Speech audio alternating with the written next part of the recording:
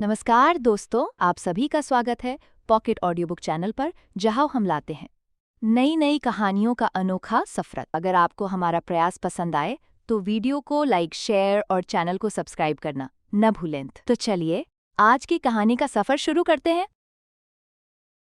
देहरादून की हल्की ठंडी रातों का एक अलग ही एहसास होता है, खासकर जब आप किसी ऐसी जगह पर ठहरे हों जिसके बारे में अजीब अजीब कहानियां सुनी जाती हों। आइए बात करते हैं आदित्य सिंह की, जो एक डेवलपर है और हाल ही में देहरादून शिफ्ट हुआ है।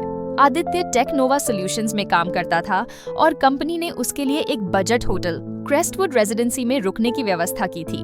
होटल कुछ साल पहले तक एक पुराना अस्पताल हुआ करता था, जिसे अब रिनोवेट कर होटल में बदल दिया गया था, लेकिन कई हिस्से अब भी रिनोवेशन में थे। उसका कमरा 709 लास्ट फ्लोर पर था।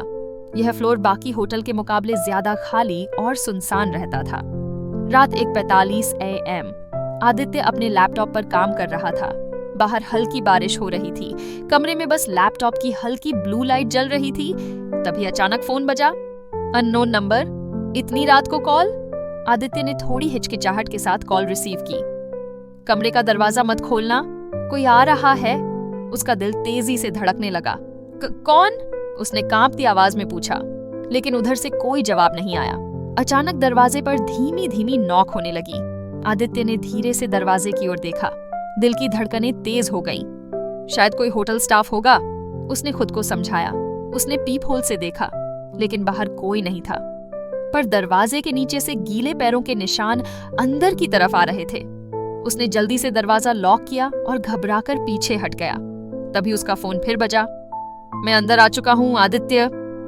अब उसे एहसास हुआ कि कोई उसके पीछे खड़ा है। गहरी सांस लेते हुए उसने धीरे धीरे गर्दन घुमाई। पीछे एक काली परछाई थी, लंबी, झुकी हुई, बिना चेहरा, बिना आंखों के, बस एक डरावनी स्याह आकृति। आदित्य चीखना चाहता था, लेकिन आवाज नहीं निकली। वो कांपते हुए पीछे हटने लगा। तभी दरवाजे पर फिर जोर से गूंजती हुई नॉक हुई और उसकी आंखें खुल गईं। वो पसीने से भीगा हुआ था। सपना था, उसने खुद से कहा। राहत की सांस लेते हुए उसने पानी पिया और फोन उठाकर कॉल लॉग चेक किया। वहां एक रिकॉर्डेड कॉल थी लास्ट फ्लोर से, लेकिन उसकी बिल्डिंग में सिर्फ 6 फ्लोर थे।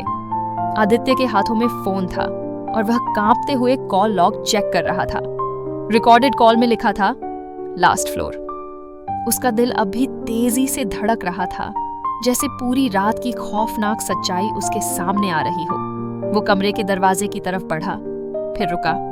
उसकी निगाहें उसी काली परछाई पर थीं, जो अब भी उसकी आंखों के सामने थी। एक रहस्यमयी, अनजानी, बेजान आकृति। उसने दरवाजा खोला, लेकिन कुछ भी नहीं था।